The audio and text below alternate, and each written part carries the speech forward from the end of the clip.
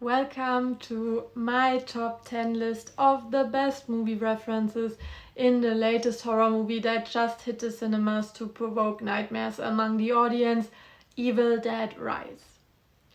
If you ever thought your neighbors are too loud, well, just be thankful that you don't live next to these guys, since Ellie, her 3 children and her sister Beth have absolutely no problem to run around screaming, play super loud weird DJ sets all night long, I mean, why?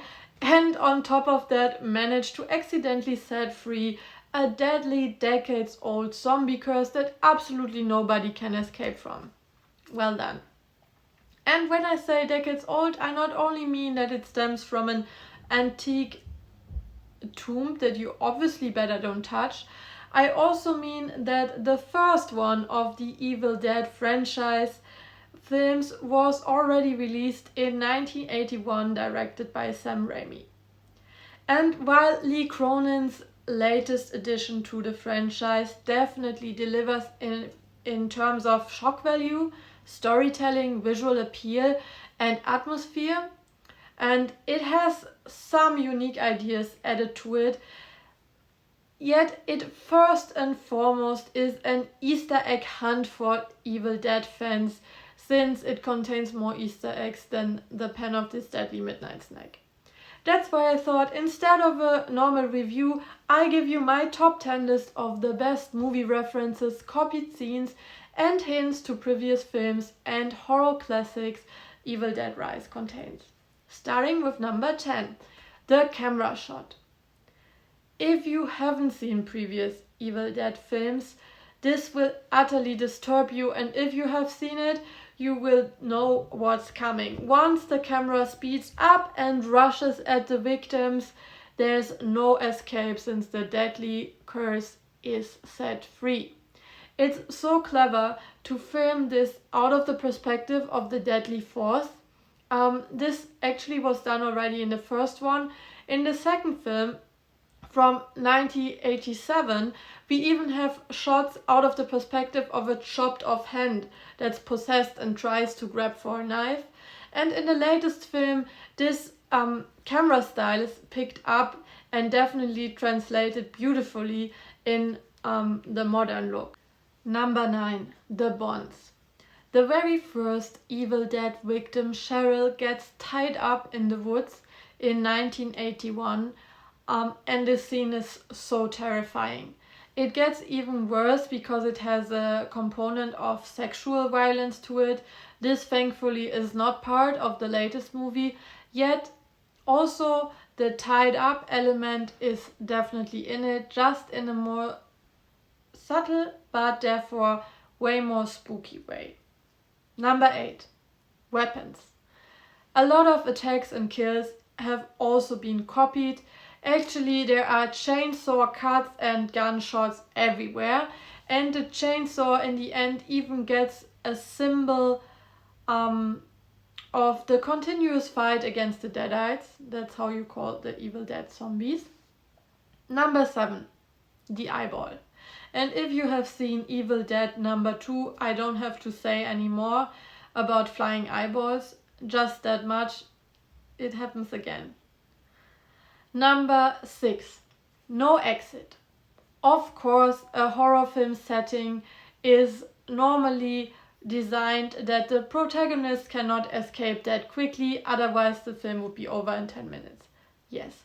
But that the surrounding itself also captures horror is something very typical for the franchise, yet nothing new.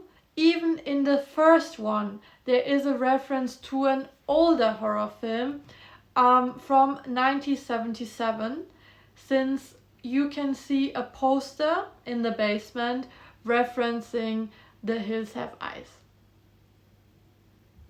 What the first Evil Dead and the new one specifically have in common, though, is that the path to escape is destroyed later on. So once it's a bridge and the other one it's a stairway, yet there's no way back, and this highlights actually the isolation, the helplessness and the loneliness within this entire horror setting. Number 5. The elevator.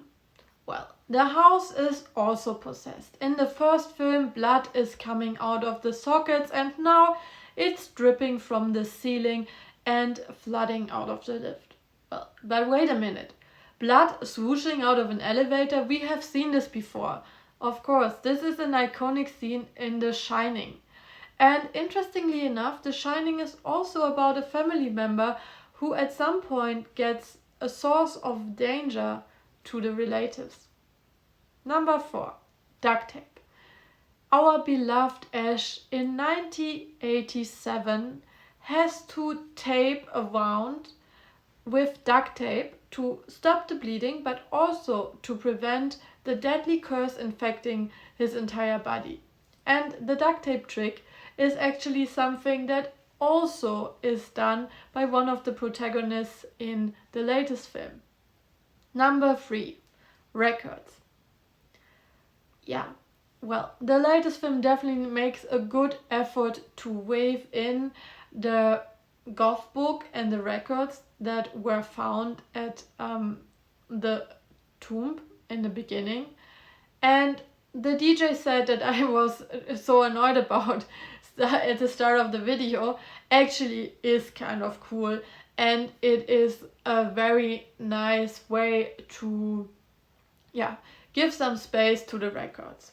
So that definitely follows nicely the tradition of old Evil Dead movies, yet the content of the records itself falls a bit flat in the newest one, since it lacks this element of foreshadowing of the inevitable fate and this slowly awareness to the protagonist what might happen to them. By the way, that's something similar that happens in Annihilation. Number 2. Wuthering Heights. Of course, I know, Evil Dead is all about this goth, blood-sucking ancient book, yet the latest film opens up a link to another actually existing book, Wuthering Heights. In the Sam Raimi style Weekend Getaway, in the opening scene, a girl called Teresa reads the goth novel written by Emily Bronte, and that's for sure not a random choice, since in this book there are also experiences described with undead people revealing troubled relationships. And this leads me to my number 1 pick of copied scenes, the mother-daughter relationship. In Evil Dead number 2, we already saw how the mother of Annie tries to get through a door to infect everyone with the deadly curse by changing quickly back and forth between begging for love and threatening with this evil, terrifying laughter. This scene is more or less one-on-one translated in Evil Dead Rise. It's visually very different since it's filmed through this door viewer, and it makes that so much more intense and cinematically beautiful. That's why this is my number 1 pick. So this was my top 10. I just would like to add some additional thoughts on Evil Dead Rise. The best aspect of the franchise, in my opinion, actually is that the zombies are not brainless monsters, but very clever demons that have the power to also not only fight, but also use this psychological horror. And Lee Cronin's latest film definitely elevates the psychological horror to a completely new level, since the cinema goer actually can spend a lot of time with the family in the beginning to get to know the characters and see the family life.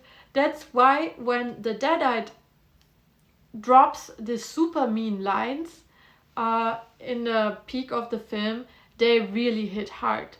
And it also kept me guessing if the happy family we saw in the beginning actually was the true full picture, or if the demon was actually able to just reveal cracks to this idol that already been there before. And then it would be all about more metaphor of demons that interfere with happy family life. I would love to hear your thoughts on that, or if it, for you was much clearer how to read the changing moods of the possessed mother. Another aspect I really liked was the new addition of femininity. In all the Evil Dead movies, like the first victims, or actually the majority of the victims, have been female, and the survivors, tend to be male, which gave to it a slight note of like a witch hunt or a very weird image of women. It's probably not meant like that, but you could potentially misread it in that way. And I love that Evil Dead Rise gives you the full female power and still has some space for cool male characters that actually quite funny, yet not necessarily bring the plot forward. So I like that. And lastly, to move this setting from the woods into the big city in an apartment house in LA, in a Gotham-like filmed apartment complex, was really, really cool. Thank you for watching, and please like and subscribe for more Easter egg hunts.